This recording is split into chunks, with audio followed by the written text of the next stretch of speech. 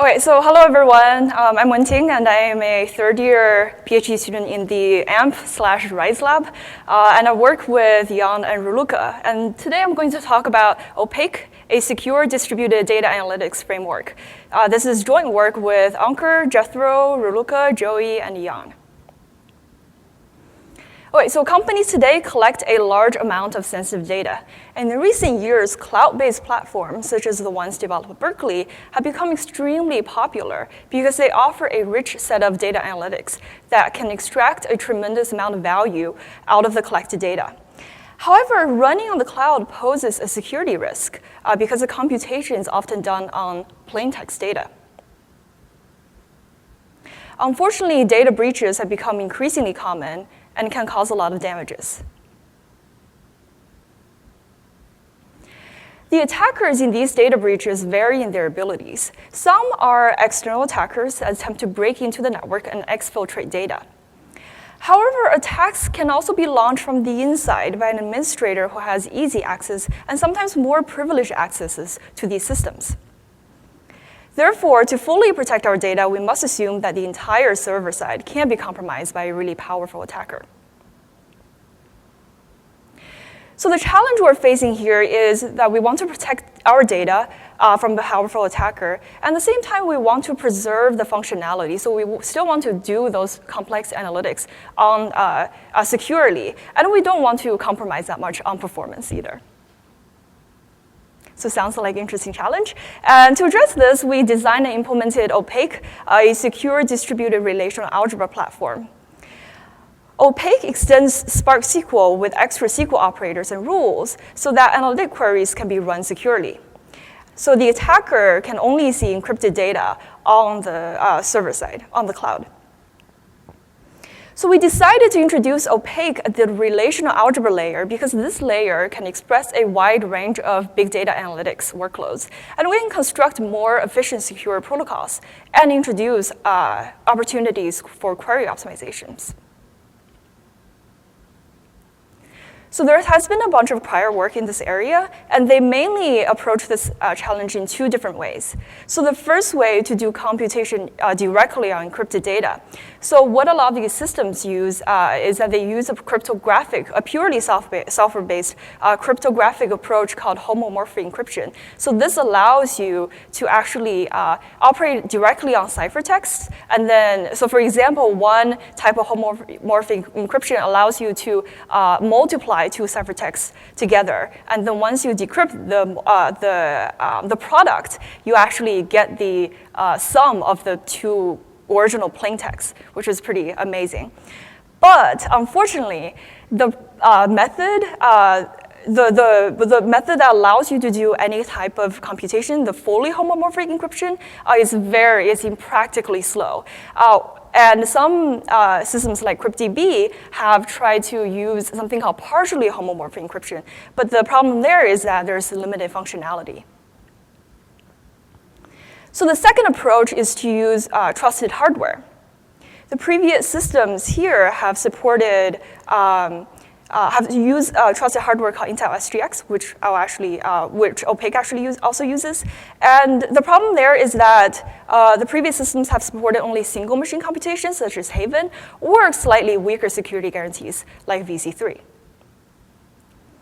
So we decided to leverage trusted hardware because we think it's a very powerful approach that allows one to build fully functional systems, as well as adding really strong security guarantees.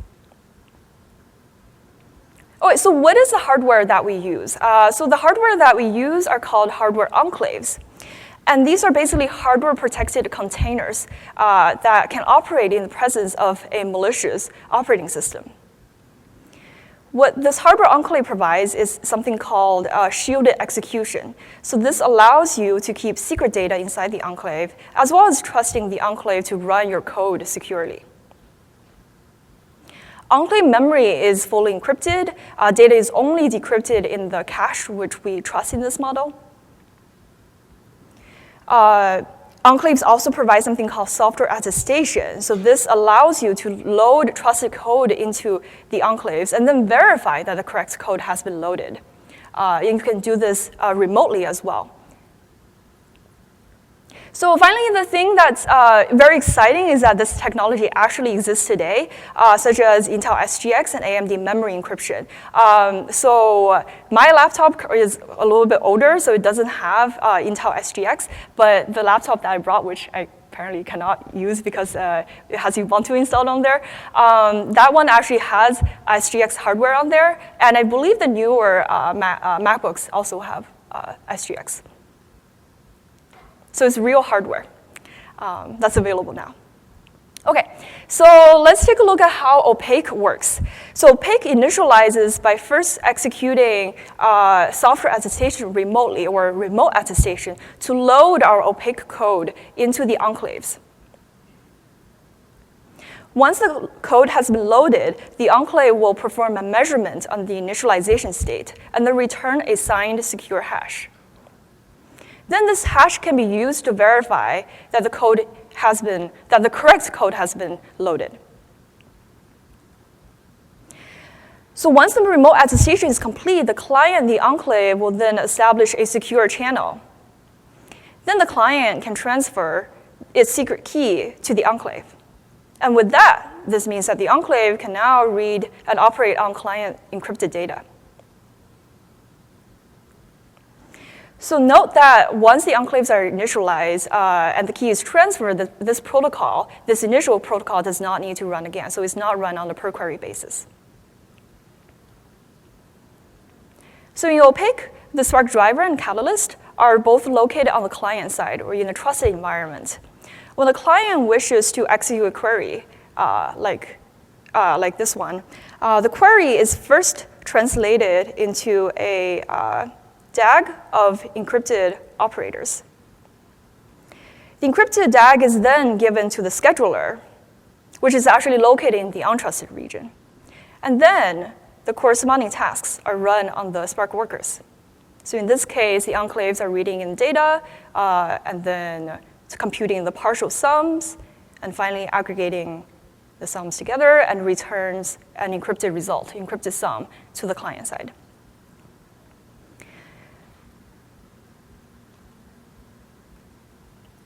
However, there's still another problem here.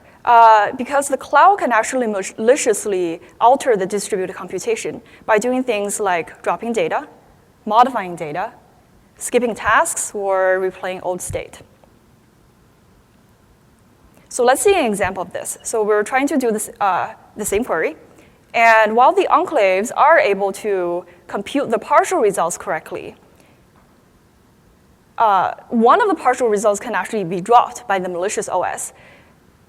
And you get an incorrect result of 23, and you return that to the client. But then the correct result should actually be 27 in this case. So Opaque deals with this problem by providing something called self-verifying computation. Self-verifying computation is this integrity check that has the following invariant, that if the computation does not abort, then the execution completed so far is correct. So this means that if the computation is complete, then the entire query was run correctly. So continuing with our previous example, here we see that the final aggregation step is task 20, and it needs to verify that it gets the correct partial sums from 3 dependent tasks, 13, 14, and 15.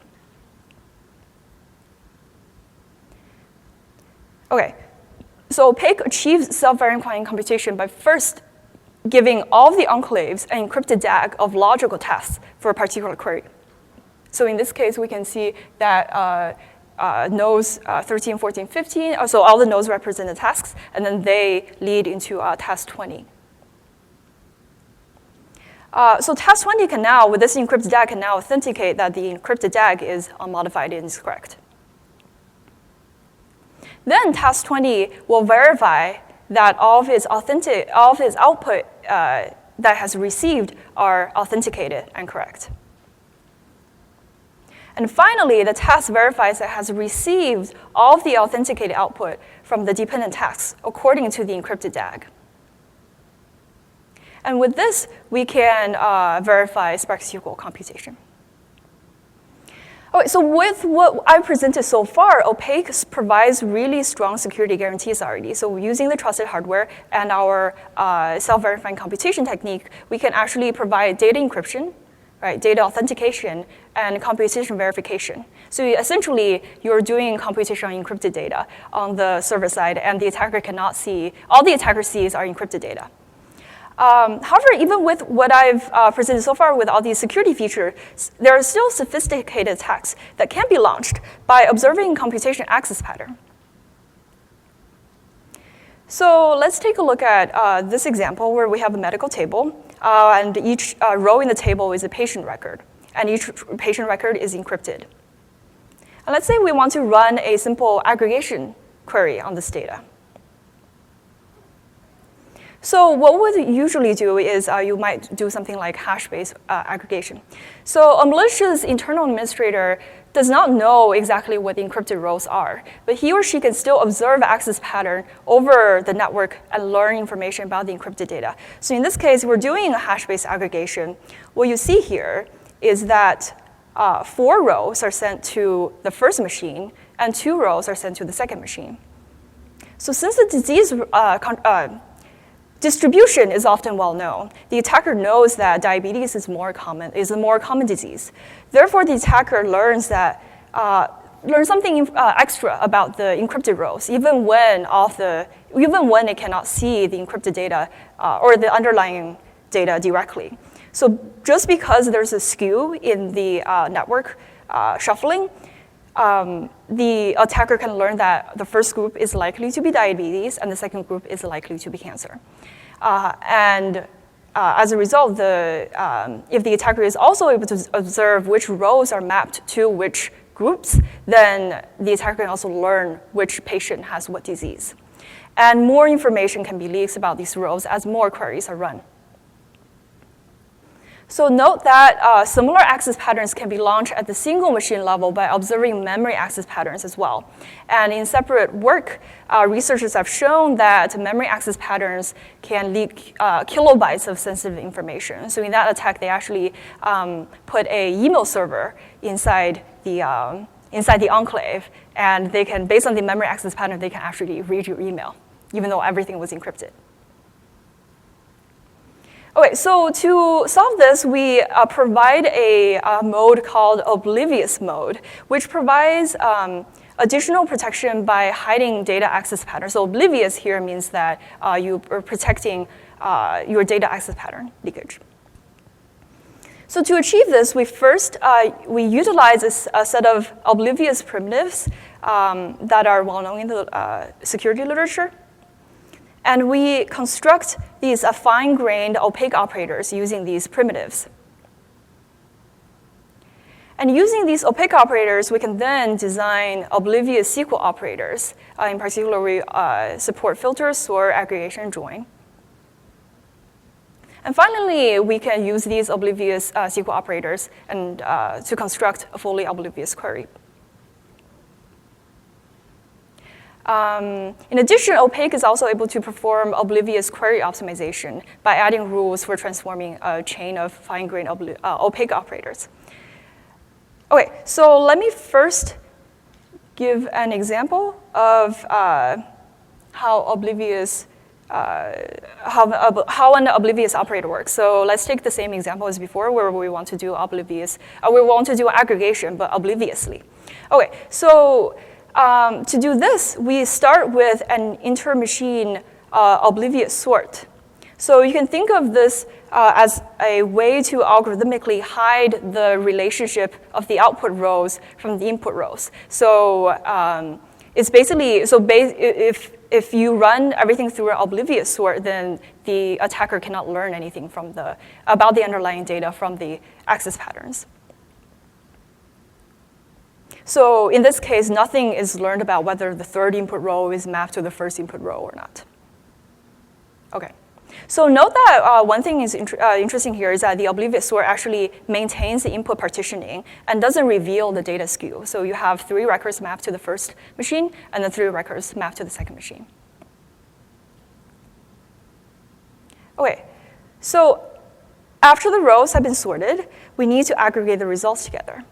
So that because we're not revealing the skew, the records that correspond to diabetes are actually split up across different machines. So we need to construct the aggregation, the correct aggregation results without revealing extra information like how many groups are on each machine or how many machines contain the same group. So we start by first scanning each partition to produce statistics for that partition, which contains information like the number of distinct groups, the last partial result for that partition, etc. We then collect these stats onto a single machine and process them in a single scan to produce one record that's sent to each of the previous partitions. The record contains sides of the final result set. So in this case, since we have two distinct groups, that number is 2, as well as an offset number. So this offset indicates the ordering of the first group of a partition. So this means that for the first machine, cancer, you start with group cancer, which is ranked first in the ordering of the groups. So we have offset of 1. In the second case, we only have a diabetes group, so our offset is 2 in this case. Okay, so we then distribute this information to each appropriate partition. And then we do a second scan. And we use this, the collecting information. And during the second scan, we can actually produce a set of our partial aggregates, where the number of the partial aggregates is the size of the final query result set. Basically, each partition should have an entry for every possible group. And so for the first one, we have cancer 2 and diabetes 1. And for the second one, since we only have one real group on there, we are actually padding, creating a dummy result for the first group, and then put diabetes 3 in the second group. Finally, these are aggregated together and produce the final result. Now I'm going to go back because then I have to go through the entire animation again. Okay, so Opaque offers 2 different modes of operation. The first mode is encryption-only mode, which has the properties that I presented in the first part of the talk, where we provide data encryption authentication, and and our computation is integrity protected as well. So this is useful if you want to protect against a snapshot attacker, such as an external attacker who breaks into the system and just tries to exfiltrate your data. The second mode is the Oblivious mode. So this mode includes all the security guarantees in encryption mode, and we provide additionally hide access patterns. So this is useful if you want to protect against a stronger attackers called a persistent attacker. So this might be an internal attacker who is an employee and administrator who has easy or privileged access to the system and could potentially launch long-term and very sophisticated attacks. So Oblivious mode is slower in terms of performance, as I'll show later. So there's a trade-off here. So if you have stronger security, you're going to get worse performance. So the good news is that there are actually ways to improve the performance of Oblivious mode through query optimization. So an example is the following. Let's say we want to run this particular query, which has an aggregation, and we have an extra filter on age. So what we did was we developed a set of transformations to apply on these opaque operators. So these are the fine-grained opaque operators that can be further mapped into the logical SQL operators. So here we have a logical filter is mapped into a project filter, an oblivious sort, and a real filter. And our oblivious, or our aggregation, the logical aggregation operator is mapped into an oblivious sort, the scans that I presented, and the final aggregation step. So what we can do here is that we can actually do something called filter push-up, which is actually the opposite of what you would usually do in a database. And what we can do here is that so the project filter, what it does is that it projects your column to a 0 or 1 based on the predicate, and it keeps if you need to filter out the rows, it maps the row to 1. And if you don't have to filter out the row, then it maps the row to 0. And then what we do is that we obliviously filter on this on this field and then do a final filter. So what we can do here is actually we can push up the filter and then we combine the two sorts together to do a multi-column sort, first on the projected column and then on the column of the second oblivious sort. So with this optimization, we can adjust the query plan to reduce the number of oblivious sorts by 1, which is actually a big saving. Okay, so another way that we looked into is something called mixed sensitivity. So here we're making the observation that in a database, not all tables in a database are sensitive. So in this example schema, we can see that the disease and medication tables actually contain well-known information, while the patient's table is very sensitive. So Opaque allows the database administrator to mark a table as sensitive, and sensitive tables will operate in oblivious mode, while non-sensitive tables will operate in encryption mode. However, there's a catch here because some tables are actually implicitly sensitive. So in this case, if the patient table is sensitive, then what happens is that queries on treatment record and treatment plan can actually reveal information about the patient table. So the intuition here is that information gets propagated along the primary foreign key relations. Opaque uses something called second path analysis in database literature to mark the treatment plan and treatment record tables as sensitive as well. Okay, so this mixed sensitivity allows a new dimension for query optimization. So let's take the same schema as before, and let's take this query where we want to find the least costly medication for each patient. And we're assuming that the patient table is small and the medication table is quite big. So this is what the plan that SQL will provide. It will try to join patient with disease first, and then the result with medication. Because patient, here we're assuming that patient is rather small, so it tries to process the most selective join first. However, this is not very good because since patient is sensitive, the sensitivity will actually propagate along the query plan, in the query plan along the path to the root. Because when you join a non-sensitive table, here in this case disease, with a sensitive table, patient, then that join needs to be sensitive as well. That join needs to be made oblivious. So in this case, we actually, because of this propagation, we actually end up with 2 oblivious joins. So Opaque, what Opaque does is that it tries to take into account the security component, namely the costs of the different joins with different security levels. So it will actually push up the patient join and eliminate 1 oblivious join. So here we're joining disease with medication first, and since those are not sensitive, we're only operating in encryption mode, and then we're pushing up the patient table. Okay, so we evaluated Opaque in both the single machine and the distributed setting. So for single machine, we use Intel SGX server, so it has real SGX on there. And for the distributed machine, unfortunately, we didn't have a bunch of SGX servers back then, so we ran everything on EC2 with 5 instances. And here we ran in simulation mode because we didn't have the real hardware, but we were still testing with our Oblivious algorithms.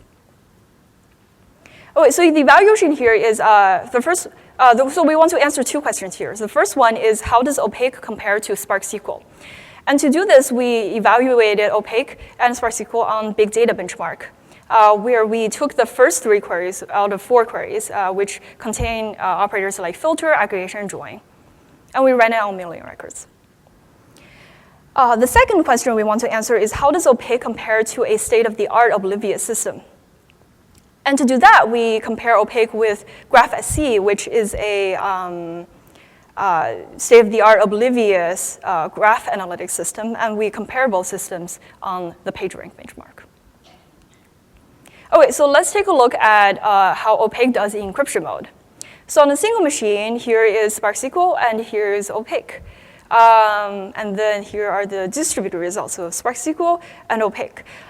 So actually, what you're seeing here is that Opaque is a little bit faster than Spark SQL because I'll talk a little bit more about that later, but it's basically because we had to re-implement our operators in C++. And the rest of the encryption overhead is actually very small. So here you can see that with very little cost, you can have data encryption, authentication, and computation protection,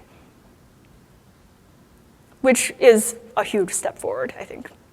Okay, so in oblivious mode, so in the stronger security mode, what you see is a more performance loss because oblivious computation is just inherently intensive in terms of performance. But we still think that oblivious mode is usable for smaller and very sensitive data sets.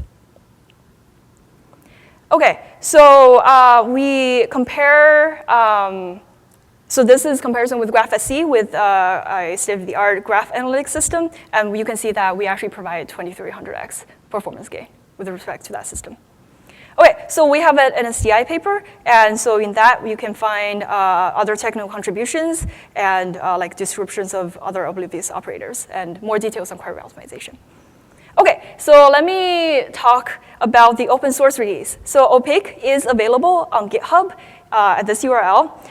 It's in a like pre-alpha stage, I guess. So Opaque is implemented as a Spark package, and it supports data frame, select, filter, group by, and join. And it allows users to specify data frames encryption or oblivious modes. And then we do the automatic sensitivity propagation. So in terms of the open source release, if you want to extend Opaque with more operators, then you have to rewrite the operators in C++. This is because the SGX SDK supports C++ only, so we re-implemented the core SQL operations. And we also don't have UDF support yet. But this is not a fundamental limitation, and we're looking into possible solutions, which include automatically generating C++ and running the JVM in the enclave.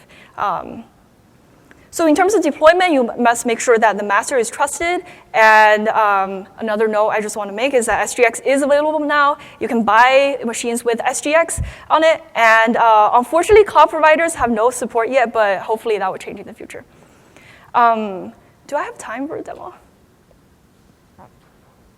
So we don't have time for the demo. What we can do actually is officially end, and then those who want to stick around to watch the demo certainly can. Okay.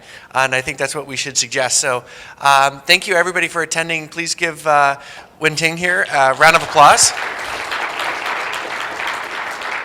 And then those who'd like to stick around for the demo certainly can. And we can give you about 3 or 4 minutes for that so the next speaker has a chance to set up. Okay, I see, yeah.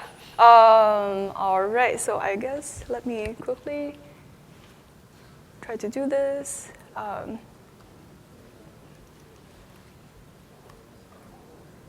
Okay, so since my computer is a little bit older, it doesn't have SGX on there.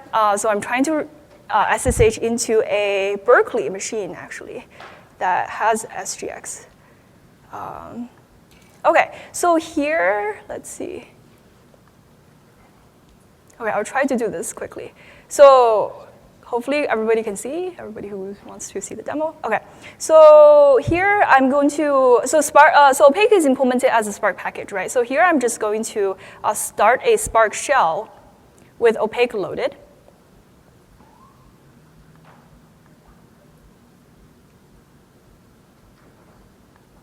And then I just have to import a bunch of stuff. Okay, so let's try to create some data here. So here I just created a bunch of rows with string and with 2-column string and the integer. And then I created RDD here. So how would you usually, So how would you usually create a data frame, right? You can do something like this.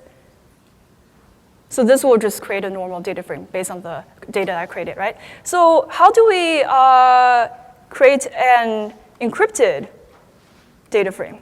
So opaque encryption mode. This is all you need to do. And you can create the encryption. All you need to do is put .encrypted at the end. And similar for Oblivious, so let me just quickly do that. Let's name it words O and Oblivious. Okay. Yeah, and then we can run some query execution on here. So this is with data frame, and then if we want to, and we can run the same thing with Opaque on here. So note that initially it would take a little bit longer because it has to start the enclave and it has to do the initialization thing that I mentioned before. Okay, so now it's created, now the query is finished running, and let's run the words O. So this is the filter query in oblivious mode. And you can see it's actually pretty fast because the initialization step is done. Okay, so let me try to attack the system now. So I'll have the attacker here. And I'll try to attack the system by, if I can find my mouse, by attaching a JDB instance. Okay. So what I'll do here is I will actually set a breakpoint here. And let's see, and then let's try to run the words.filter. So this is with the default data frame, right? So no encryption whatsoever. Okay, so you can see that it has stopped here. And if we can we can print R. So R is false, which means that you should filter out this row. And we can also print the row value here. So you can see that it's 0 and then foo. So what we want to do here is that we want to continue.